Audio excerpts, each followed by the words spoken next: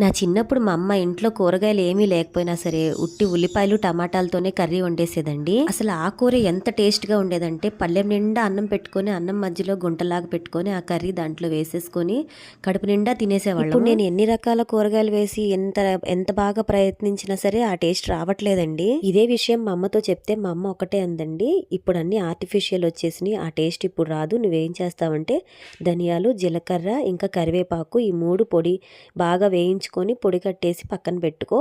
రోజు నువ్వు ఏ కూర వండినా సరే దాంట్లో ఒక స్పూన్ ఈ పొడి వేయి, కర్రీ మంచి టేస్ట్ వస్తుంది అని చెప్పిందండి. ఇంకా అప్పటి నుంచి నేను ఇదే ఫాలో అవుతున్నాను. నేను పప్పు వండినా, చారు వండినా, ఏం వండినా సరే దాంట్లో ఒక స్పూన్ మాత్రం ఈ ధనియాల పొడిని వేస్తున్నానండి. అలాగే ఎప్పుడైనా ఆమ్లెట్ వేసుకున్నా లేదంటే మిక్చర్ చేసుకున్నా ప్రతి దాంట్లో ఈ ధనియాల పొడి వేస్తే చాలా టేస్ట్ వస్తుంది. మీరు కూడా ఒకసారి ట్రై చేయండి. క్వాంటిటీ వచ్చేసి 1 కప్పు ధనియాల పొడికి 2 కప్పులు కరివేపాకు ఇంకా అరకప్పు జీలకర్ర వేసుకోండి. ఈ 3 వేయించుకోవడం మాత్రం మర్చిపోకండి. అలాగే వీడియో నచ్చితే లైక్ చేయండి.